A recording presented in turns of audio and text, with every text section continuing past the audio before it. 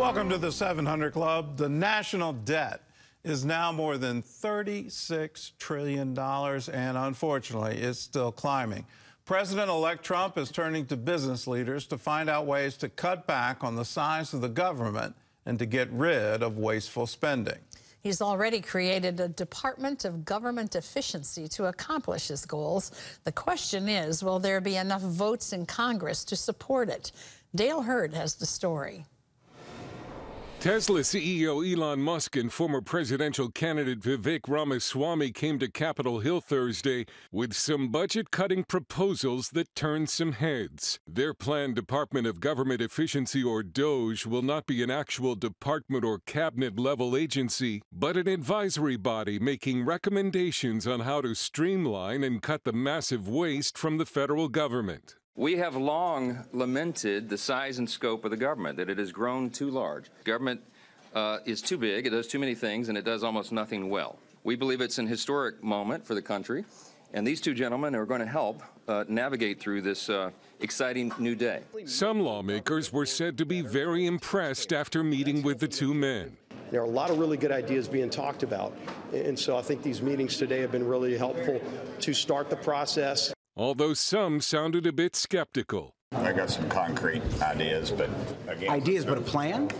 I think so. But the problem's in that room. You can have a great plan, and then if you don't have the votes to do it. Among the many proposed cuts, the Education Department, Pentagon waste, and redundancy in the government workforce. Funds for public broadcasting and Planned Parenthood could also be cut, along with getting rid of some government employees working from home. Musk shared this photo said to be a veteran affairs manager working while soaking in a bathtub. The chair of the Senate's DOGE caucus, Iowa Senator Joni Ernst, unveiled a 60-page cost-cutting proposal in a meeting with senators Thursday. On her list, empty government buildings, science funding for studies like how fast a shrimp runs on a treadmill, and secret government slush funds. But as for the full range of cuts and whether they can even make it through Congress, famous for its pork barrel spending, that of course remains to be seen.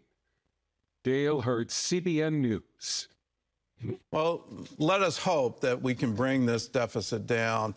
You go back all the way to the Bush administration, the second Bush Jr., if you will, and Dick Cheney saying deficits don't matter. The last time the United States of America had a balanced budget where our income fit our expenses was under Bill Clinton. And that was the last time the deficit actually shrank, because tax revenues were so sufficient that we were able to cut into this national debt.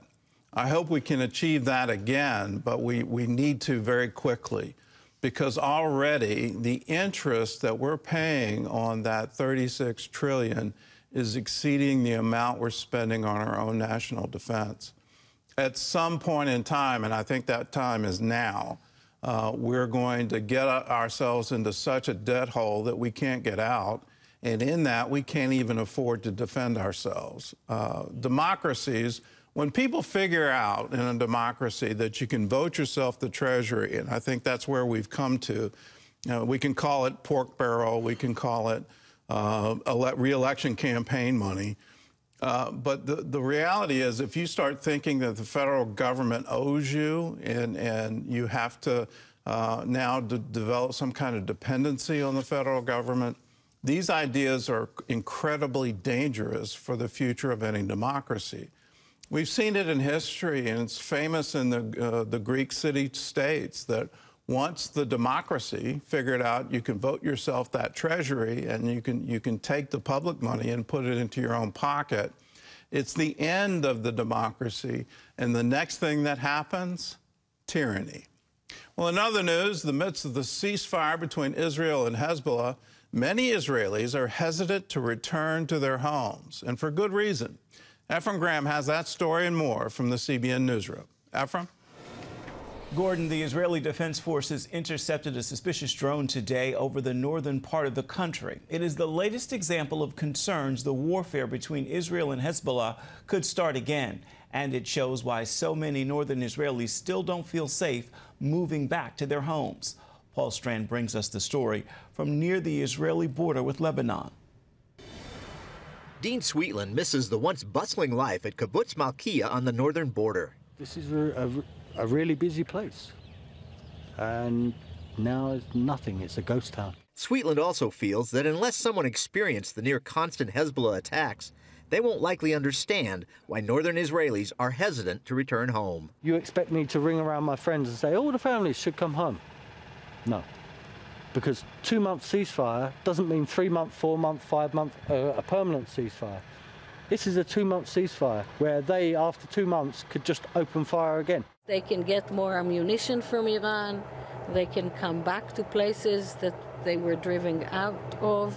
Orna Weinberg dearly misses her lifelong home, Kibbutz Manara. The meaning of the name Manara is a beacon or a lighthouse. And we are a beacon to the whole Galilee, to this whole area. And they hope to be that light again. First, however, they want real guarantees their families will be safe. We are very, very strong. But we must have security for our children. We won't bring our children back unless we know they are safe for generations to come. Many here believe the ceasefire prevented IDF troops from crippling Hezbollah as a fighting force. I think this war will resume again. What we had to do was finish the job once and for all. For Moshe Azra, there's no hope until Hezbollah is simply no longer a threat. We must finish the job to the end. They don't know the meaning of life. They don't know anything. They know rockets. 150 rockets were fired on average every day at us. Azra is sad for what his 8 grandchildren have had to endure. They are afraid all the time of the sirens. They run to the shelters all the time. It's impossible. And adults can carry that same fear. No, not now. I don't want it. It is a bit scary next to the border. A bit scary. Does anyone expect the kibbutz to say, bring your families back? Yeah, everything is okay. It's a ceasefire. It's rubbish. Still, Sabach Shlomi believes Israel has the power to make all this have a good ending. Getting good results is what you do. It doesn't happen by itself, so the government has to do what it takes to get a good result. And that's what would bring the Northerners home. Paul Strand, CBN News, Jerusalem. Here at home, the political divide runs deep and wide. Unfortunately, that can have a negative impact within families, communities, and even the church. Many people are hoping for healing to bring a sense of unity back to the country. Charlene Aaron recently spoke with 2 Christians from opposite sides of the political aisle who point to the gospel bond as the way forward. Look, everybody knows I'm a friend of Donald Trump's. They know I support him very much. I've been in the Democratic Party most of my life. Justin Giboney, founder of the AND campaign, and Dr. Robert Jeffress of First Baptist Church Dallas took vastly different paths into the world of politics. Differences they shared with me on CBN's Prayer Link. I had very little involvement in politics the first 20 years of my ministry, but it all changed when a member brought to me some library books from our public library. They were pro-homosexual books written to persuade children into that kind of lifestyle. And she said, what are you going to do about this? We as believers have a responsibility to push back against evil wherever we can. Giboney credits the message and meaning of civil rights for driving his interest. Early on, my grandfather, who was a preacher himself, taught me that, when it comes to people having their rights, people being treated fairly, you couldn't go into politics and just fight for yourself, that you also wanted to make sure that you fought for others. The 2 also shared their thoughts on interpreting the biblical response to certain social issues, such as the southern border crisis. It doesn't prescribe what immigration policy should be, but there are some things the Bible speaks very clearly about. And I base my politics, or for whom I vote, based on what the Bible says. I agree that the Bible might not speak specifically on what our immigration policy should be, but I would say that it would have something to say about the humanity of that policy and how we treat the least of these and the stranger. Discussions on issues like this have led to bitter debate and anger among believers, with some questioning the faith of those whose views differ from their own. A sentiment both Jeffress and Giboney agree hurts the gospel message. I don't think it's to say you vote for one person, then you're automatically not a faithful Christian. We need to stop pointing the finger as much and try to understand people. We may disagree with them, but until we understand the good they're trying to get at, we really don't know. I think especially it's an egregious sin to demonize fellow believers. Revelation 12 says Satan is the accuser of the brethren. And when we slander another Christian, we ascribe the worst motives to them possible. We're doing Satan's work for him. Even so, both leaders believe it is important for Christians to vote and engage in politics. They add, however, the key is modeling humility, respect, and civility, while highlighting the unity of the church. The saying is a good one for Christians to remember today. In the essentials, unity. In the non-essentials, liberty. But in all things, charity. And I think the Church of Jesus Christ needs to be built around a common foundation. It's not a political platform, but it's faith in Jesus Christ. We have a whole lot in common, whether it be the Great Commission, the Great Commandment, and so on. We need to find that common ground if we could ever expect the world to do the same. Charlene Aaron, CBN News. The gospel, a great place to find common ground. Gordon? And we're all equal at the cross, and let's keep that in mind. And what does Jesus want us to do?